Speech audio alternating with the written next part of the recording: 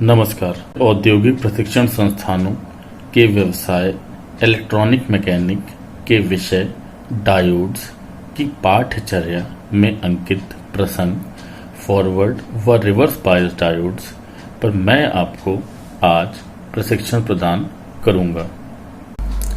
P N junction की biasing या biasing of P N junction diodes.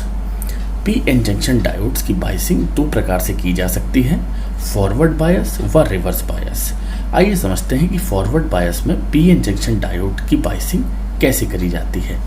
देखिए, यदि पी एन जंक्शन डायोड में पी टाइप पक्ष सकारात्मक टर्मिनल से जुड़ा हुआ है और एन टाइप पक्ष लागू वोल्टेज के नकारात्मक टर्मिनल से जुड़ा है तो डायोड को फॉरवर्ड बायस में कहा जाता है। आइए डायग्राम में देखते हैं। ये एक पी एन जंक्शन डायोड है। पी एन जंक्शन डायोड बना होता है एक पी टाइप के सेमीकंडक्टर क्रिस्टल से और एक एन टाइप के सेमीकंडक्टर क्रिस्टल से। पी टाइप के सेमीकंडक्टर क्रिस्टल में बहुसंख्यक आवेशवाहक होल्स होते हैं और नकारात्मक आवेशवाहक इलेक्ट्रॉन्स होते हैं। वहीं एन टाइप सेमीकंडक्टर क्रिस्टल्स में बहुसंख्यक आवेशवाहक इलेक्ट्रॉन्स होते हैं और अल्पसंख्यक आवेशवाहक माइनॉरिटी चार्ज कैरियर होल्स होते हैं। इनको जब हम आपस में जोड़ते हैं तो एक जंक्शन बन जाती है और एक डिप्लीशन क्षेत्र बन जाता है, जैसा कि हम जानते हैं। जब भी हम पी टाइप के और एन टाइप के सेमीकंडक्टर क्रिस्टल्स को जोड़ेंगे एक बैटरी के पॉजिटिव सिरे से और एन टाइप के सेमीकंडक्टर क्रिस्टल को जोड़ेंगे बैटरी के नेगेटिव सिरे से, तो बनता है एक forward bias P N junction diode. Battery के पॉजिटिव हिस्से को हमको जोड़ना है पी एन जंक्शन डायोड के पी टाइप के सेमीकंडक्टर क्रिस्टल से और बैटरी के नेगेटिव हिस्से को हमको जोड़ना है डायोड के एन टाइप के सेमीकंडक्टर क्रिस्टल से। ऐसा करने पे डायोड को फॉरवर्ड बायस में कहा जाता है। डायोड जब फॉरवर्ड बायस में होता है तो क्या होता है, जब डायोड फॉरवर्ड बायस में होता है तो हम ये देखते हैं कि जो कि पी टाइप के सेमीकंडक्टर क्रिस्टल पे बहुसंख्यक आवेशवाहक होल्स होते हैं और होल्स पे चार्ज होता है पॉजिटिव। वहीं बैटरी के पॉजिटिव हिस्से पे भी चार्ज पॉजिटिव होता है। इसीलिए जब इन दोनों हिस्सों को आपस में जोड़ा जाता है तो एक विकर्षण पैदा होता है। विकर्षण पैदा होने के कारण होल्स बैटरी के पॉजिटिव सिरे से दूर जाना चाहते हैं और वो जाना चाहते हैं एन टाइप के सेमीकंडक्टर क्रिस्टल में बहुसंख्यक आवेशवाहक इलेक्ट्रॉन्स की तरफ। वहीं एन टाइप के सेमीकंडक्टर क्रिस्टल को जब बैटरी के नेगेटिव सिरे से जोड़ा जाता है तो यहाँ भी एक विकर्षण पैदा होता है। विकर्षण पैदा होने के कारण एन टाइप के सेमीकंडक्टर क्रिस्टल जिसमें बहुसंख्यक आवेशवाहक इलेक्ट्रॉन्स होते हैं वे जाना चाहते हैं पी टाइप की तरफ। तो होल्स आना चाहते हैं इलेक्ट्रॉन्स की तरफ और इलेक्ट्रॉन्स जाना चाहते हैं होल्स की तरफ। ऐसा होने पे हम ये देखते हैं कि एक डिफ्यूजन करंट पैदा होने लगता है जो कि विद्युत धारा को प्रवाहित होने देता है किसी डायोड के अंदर। आइए समझते हैं कि फॉरवर्ड बायस में जब हम वोल्टेज को बढ़ाते हैं तो क्या होता है। जब भी हम फॉरवर्ड बायस में वोल्टेज को बढ़ाते हैं तो हम ये देखते हैं कि एक डिप्लीशन क्षेत्र जो कि जंक्शन के इर्द गिर्द होता है वो नैरो होने लगता है या छोटा होने लगता है। नैरो या छोटा होने के कारण जो बाधा ये अभी तक पैदा कर रहा था इलेक्ट्रॉन और होल्स को दूर रखने में, अब ये बाधा कम होने लगती है और इलेक्ट्रॉन्स आसानी से पी टाइप की तरफ और पी टाइप से होल्स एन टाइप की तरफ जा पाते हैं। ऐसा होने से डिफ्यूजन करंट बढ़ती है और विद्युत धारा बहती है किसी डायोड के अंदर। दरअसल कोई भी पी एन जंक्शन डायोड काम करता है एक वॉल्व की तरह। जब भी हम किसी भी पी एन जंक्शन डायोड को फॉरवर्ड बायस में कनेक्ट करते हैं तो जैसे ही हम बैटरी का वोल्टेज बढ़ाते हैं बैरियर पोटेंशियल से तो नैरो डिप्लीशन रीजन हो जाती है या डिप्लीशन रीजन या डिप्लीशन क्षेत्र कम होने लगता है और हमारा करंट आराम से बढ़ने लगता है। जैसे ही हम अपने बाहरी वोल्टेज को बढ़ाते हैं बैरियर पोटेंशियल से हमारा करंट अचानक से बढ़ने लगता है और जिस भी वोल्टेज के पॉइंट पे हमारा करंट बढ़ने लगता है उसको हम नी वोल्टेज कहते हैं। Reverse bias. अब हमने जैसे कि देखा कि फॉरवर्ड बायस में पीएन जंक्शन डायोड के पी टाइप के हिस्से को बैटरी के पॉजिटिव हिस्से और पीएन जंक्शन डायोड के एन टाइप के सेमीकंडक्टर क्रिस्टल को बैटरी के नेगेटिव हिस्से से जोड़ा जाता है। रिवर्स बायस के केस में ये एकदम उल्टा होता है कि जैसे हम देख पा रहे हैं कि पीएन जंक्शन डायोड के पॉजिटिव हिस्से को हम बैटरी के नेगेटिव हिस्से से और एन टाइप के सेमीकंडक्टर क्रिस्टल को बैटरी के पॉजिटिव हिस्से से जोड़ते हैं। ऐसा करने पे हम ये देखते हैं कि चूंकि पी टाइप सेमीकंडक्टर क्रिस्टल में होल्स बहुसंख्यक आवेश वाहक होते हैं, इसलिए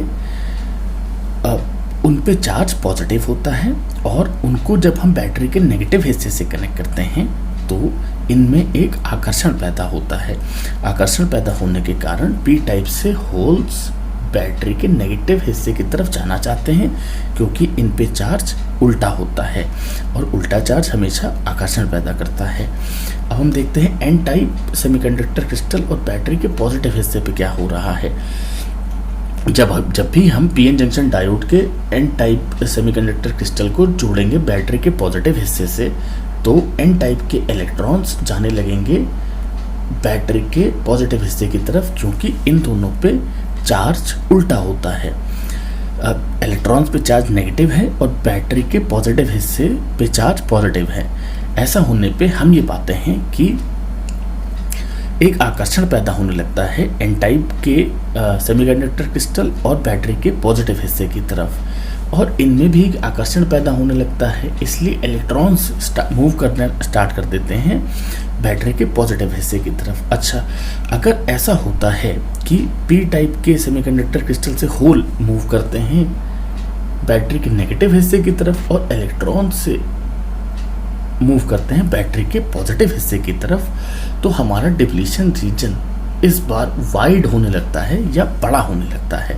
डिप्लीशन रीजन बड़ा होने के कारण हम ये देखते हैं कि जो करंट बहना चाहिए था डायोड से, अब वो नहीं बह पाता है, क्योंकि एन टाइप से इलेक्ट्रॉन्स नहीं मूव करेंगे पी टाइप की तरफ और पी टाइप से इलेक्ट्रॉन्स नहीं मूव करेंगे, होल्स नहीं मूव करेंगे एन टाइप के इलेक्ट्रॉन्स की तरफ, क्योंकि जो इनके बीच में बाधा है वो बढ़ने लगती है। जो डिप्लीशन क्षेत्र है वो बढ़ने लगता है। डिप्लीशन क्षेत्र बढ़ने के कारण इलेक्ट्रॉन्स और होल्स आपस में डिफ्यूज नहीं हो पाते हैं और डिफ्यूजन धारा नहीं बढ़ती है। डिफ्यूजन धारा नहीं बढ़ने की वजह से हम ये देखते हैं कि एक बाधा पैदा हो जाती है रिवर्स बायस के केस में। अगर डायोड को रिवर्स बायस में कनेक्ट किया जाए तो ये एक ऐसे वॉल्व की तरह काम करता है जो कि विद्युत धारा को ब्लॉक करता है या आगे नहीं बढ़ने देता है। ऐसा इसलिए होता है क्योंकि डिप्लीशन क्षेत्र एक बाधा पैदा करता है विद्युत धारा के मार्ग में और विद्युत धारा आगे नहीं बढ़ पाती है। लेकिन रिवर्स बायस के केस में एक सावधानी बरतनी होती है। यदि लागू वोल्टेज को एक निश्चित सीमा से अधिक बढ़ा दिया जाए तो ब्रेक डाउन वोल्टेज प्राप्त हो जाता है, जिस पर विद्युत धारा अचानक बढ़ जाती है और डायोड खराब हो जाता है। दरअसल रिवर्स बायस के केस में अगर हम बाहरी वोल्टेज को एक निश्चित सीमा से बढ़ाएंगे तो हमारा पीएन जंक्शन डायोड खराब हो सकता है। दरअसल ये जो डिप्लीशन क्षेत्र है ये इतना बढ़ जाएगा कि ये डायोड को खराब कर देगा। एक समय बाद रिवर्स बायस के केस में अगर हम बाहरी वोल्टेज बढ़ाते रहेंगे तो लगातार डायोड का टेम्परेचर भी बढ़ता रहेगा और डिप्लीशन क्षेत्र एक समय बाद टूट जाएगी। डिप्लीशन क्षेत्र टूट जाने से बहुत सारे इलेक्ट्रॉन्स और बहुत सारे होल्स आपस में मिलेंगे और बहुत ज़्यादा करंट जनरेट होगा, जिससे टेम्परेचर बहुत बढ़ जाएगा और वोल्टेज भी बहुत बढ़ जाएगा। ऐसा होने से हम ये देखते हैं कि जो बाहरी वोल्टेज जिस पे कि करंट एक्सपोनेंशियली बढ़ने लगता है या अचानक से बहुत ज़्यादा बढ़ने लगता है, उस वोल्टेज को हम ब्रेक डाउन वोल्टेज कहते हैं। ब्रेक डाउन वोल्टेज का मतलब है वो वोल्टेज का पॉइंट जिस पे कि करंट एक्सपोनेंशियली बढ़ने लगता है या बहुत ज़्यादा अचानक से बढ़ने लगता है और हमारा डायोड खराब हो जाता है। जब भी हम किसी डायोड को रिवर्स बायस में इस्तेमाल करते हैं किसी भी इलेक्ट्रॉनिक के सर्किट में, तो ये एहतियात बरतनी होती है कि हमारा रिवर्स बायस के केस में इतना वोल्टेज ना दे दिया जाए कि हमारा डायोड ब्रेकडाउन हो जाए और हमारा सर्किट ख़राब कर सके। और जिस भी इक्विपमेंट में हमारा पीएन जंक्शन डायोड रिवर्स बायस के इस्तेमाल के लिए लगाया गया था, करंट को ब्लॉक करने के लिए लगाया गया था, वो उस सर्किट को ही ना खराब कर दे। पीएन जंक्शन डायोड की वीआई विशेषता, VI characteristic of PN junction diodes. अभी हमने देखा कि PN junction diode forward bias और रिवर्स बायस में कैसे काम करता है। PN junction diode forward bias में तो करंट को अलाउ करता है, लेकिन रिवर्स बायस में करंट को अलाउ नहीं करता है। आइए अब हम आगे चलते हैं और देखते हैं इनका अभिलक्षण या इनकी VI characteristics, voltage current characteristics कैसे काम करती हैं।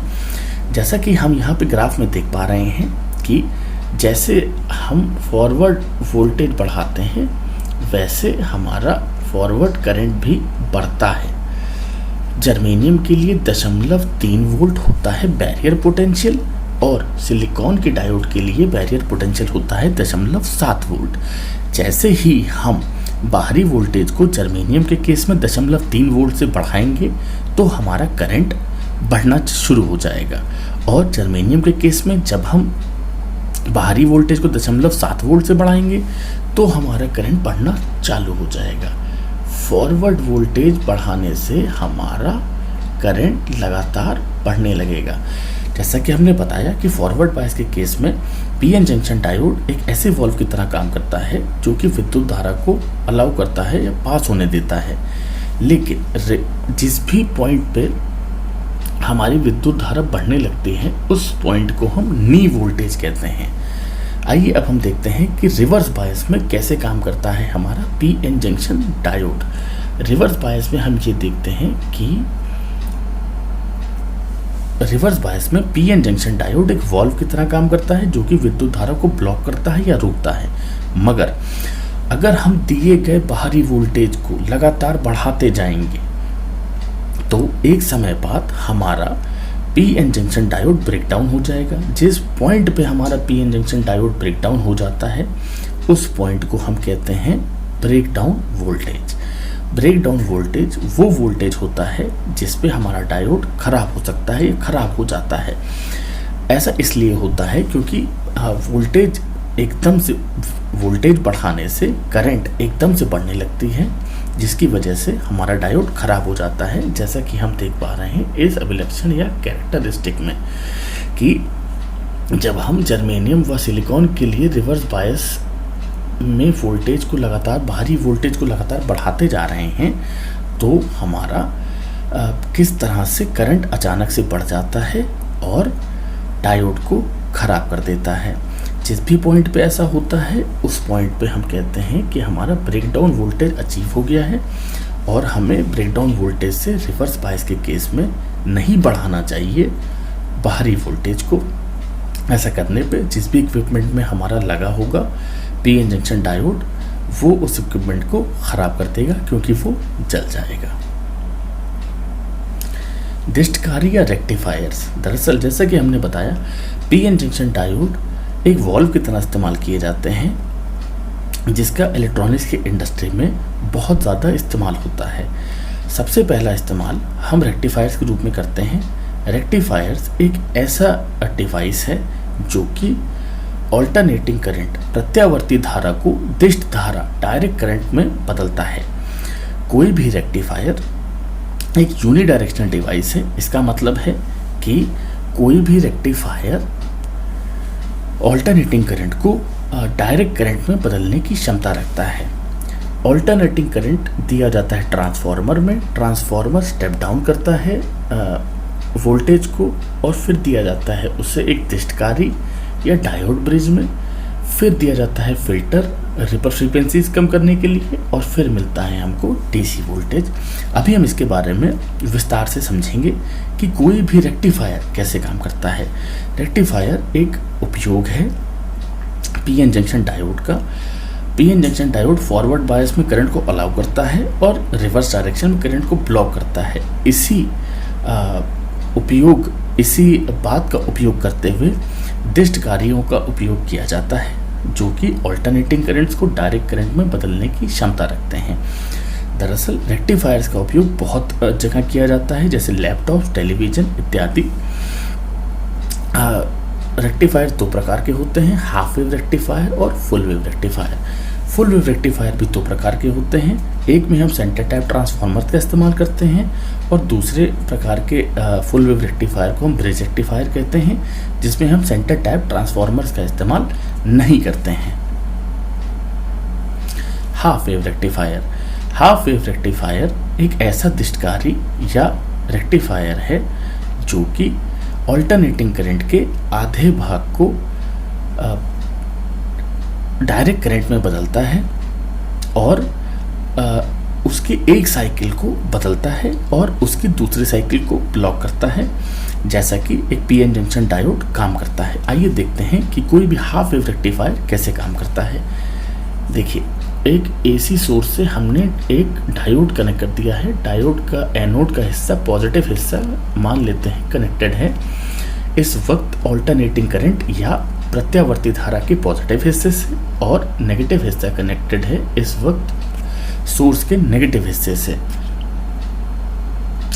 ये है ऑल्टरनेटिंग करंट का वेव फॉर्म, जो कि साइनोसॉइडल होता है, साइन वेव में चलता है। ये 1 सेकेंड में 50 बार पॉजिटिव और 50 बार नेगेटिव होता है। इसकी फ्रीक्वेंसी 50 हर्ट्ज होती है।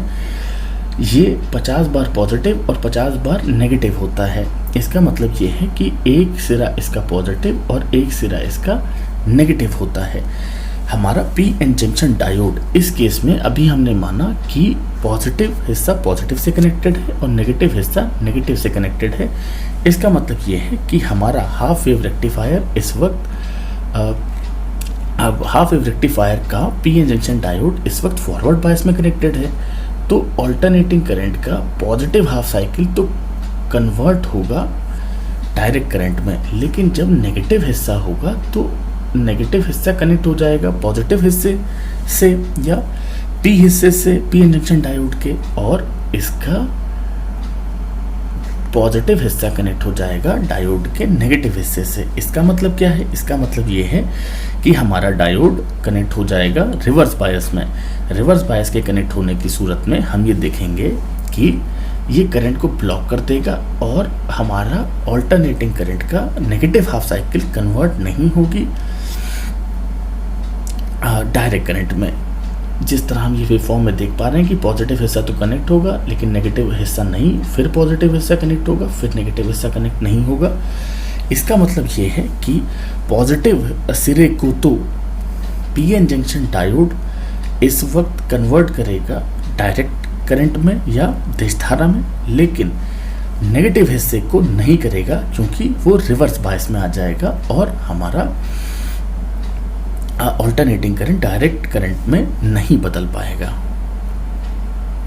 Full wave rectifiers. Full wave rectifiers एक ऐसे रेक्टिफायर्स होते हैं या दृष्टकारी होते हैं जो पूरी तरीके से ऑल्टरनेटिंग करंट को डायरेक्ट करंट में बदलने की क्षमता रखते हैं। जहाँ पे हम देखते हैं कि ट्रांसफार्मर से जो प्रत्यावर्ती धारा आई उसकी इवन हाफ साइकिल का पॉजिटिव हिस्सा कनेक्ट है डायोड D1 के पॉजिटिव हिस्से से और इवन हाफ साइकिल का नेगेटिव हिस्सा कनेक्टेड है डायोड D1 के नेगेटिव हिस्से से। इसका मतलब ये है कि हमारा डायोड फॉरवर्ड बायस में है और हमारा करंट पहुंचेगा लोड RL तक। जब हमारा डायोड D1 फॉरवर्ड बायस में होगा तो हमारा डायोड D2 रिवर्स बायस में होगा। चूँकि हमारा डायोड D2 रिवर्स बायस में होगा, इसलिए जब डायोड D1 ऑपरेट कर रहा होगा तब डायोड D2 ऑपरेट नहीं कर रहा होगा क्योंकि वो करंट को ब्लॉक कर रहा होगा।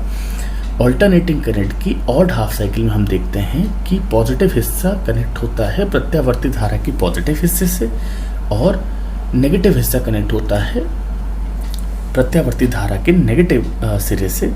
इसलिए डायोड D2 हमारा फॉरवर्ड बायस में आ जाता है और ये इस बार करंट को मूव होने देता है या पास होने देता है, लेकिन डायोड D1 इसे ब्लॉक करेगा क्योंकि वो रिवर्स बायस में है।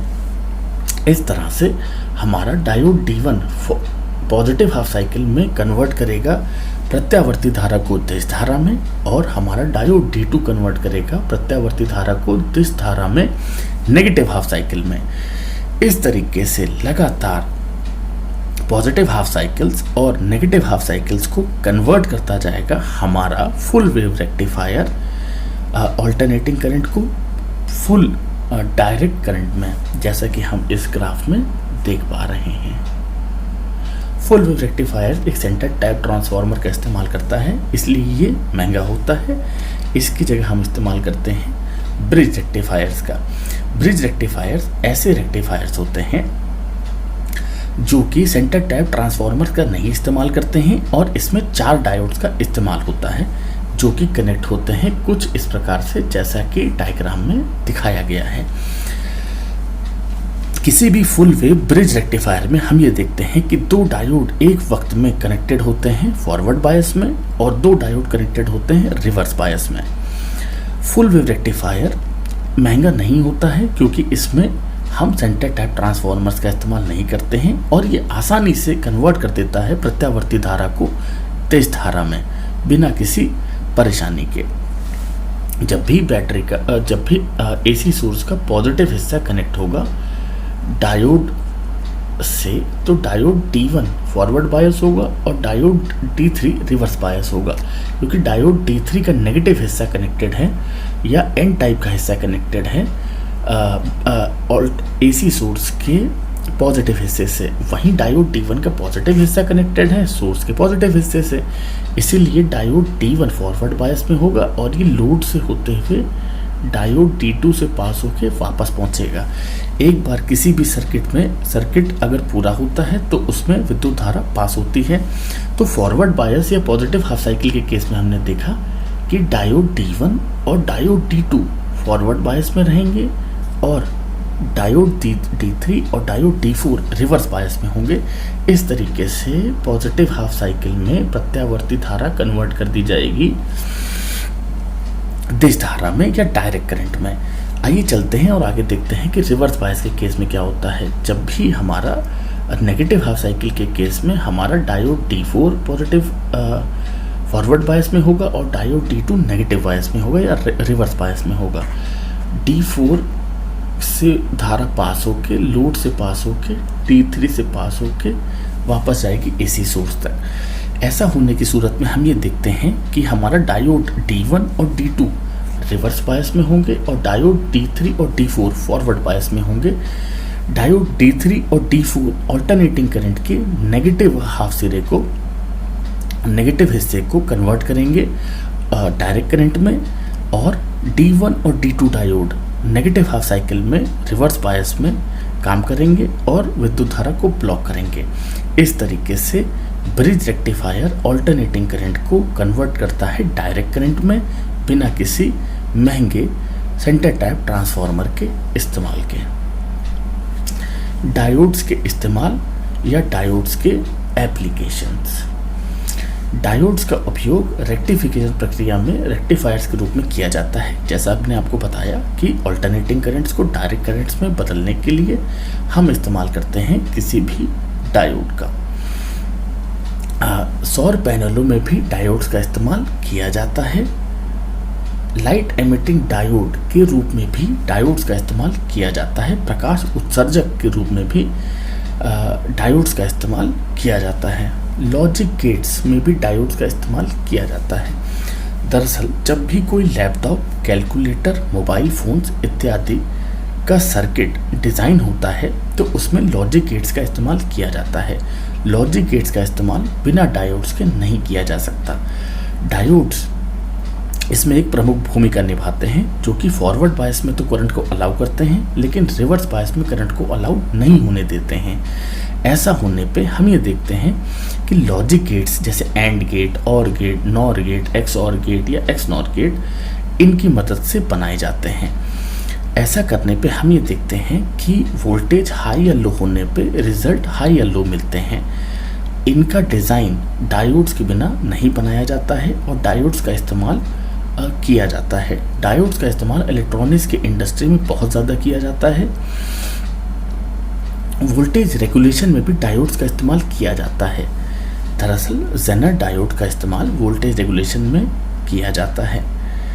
अब इलेक्ट्रॉनिक्स की इंडस्ट्री में हम ये देखते हैं कि डायोड्स जो कि बने होते हैं अर्धचालकों से, उनका बहुत इस्तेमाल होता है। प्रशिक्षण का सारांश, ट्रेनिंग समरी। इलेक्ट्रॉनिक्स उद्योग में अर्धचालक व्यापक रूप से उपयोग किए जाते हैं। इसमें डायोड्स एक प्राथमिक अनुप्रयोग है। हमने देखा कि पीएन जंक्शन डायोड को फॉरवर्ड बायस और रिवर्स बायस में इस्तेमाल किया जाता है। फॉरवर्ड बायस में पीएन जंक्शन डायोड एक वॉल्व की तरह काम करता है, जो कि फॉरवर्ड बायस में करंट को अनुमति देता है और रिवर्स बायस में करंट को ब्लॉक करता है। फॉरवर्ड बायस में करंट को अनुमति देके वो दिष्ट कार्यों में ऑल्टरनेटिंग करंट्स को डायरेक्ट करंट्स में बदलने की क्षमता रखता है। लॉजिक गेट्स में करंट को पास करने की क्षमता रखता है। कैलकुलेटर्स में सिग्नल्स को पास करने की क्षमता रखता है। दरअसल पीएन जंक्शन डायोड्स का इस्तेमाल जब भी हम करते हैं तो ये फॉरवर्ड बायस व रिवर्स बायस में इस्तेमाल किए जाते हैं। रिवर्स बायस में जब भी हम पीएन जंक्शन डायोड को इस्तेमाल करते हैं तो करंट को ब्लॉक करने के लिए करते हैं। दरअसल एक समय तक ही PN junction diode reverse bias में भी करंट को ब्लॉक कर सकता है। अगर हम रिवर्स बायस में लगातार बाहरी वोल्टेज को बढ़ाते जाएंगे तो एक ब्रेकडाउन वोल्टेज आ जाएगा और उस ब्रेकडाउन वोल्टेज से हमारा डायोड खराब हो जाता है। इसीलिए कहते हैं कि PN junction diode reverse bias में करंट को एक समय तक ब्लॉक करता है, लेकिन अगर हमारा वोल्टेज ब्रेकडाउन वोल्टेज तक पहुंच जाएगा तो वो उसको नहीं रोक पाएगा और डायोड खराब हो जाएगा, क्योंकि उसमें करंट बहुत ज़्यादा बहने लगेगा।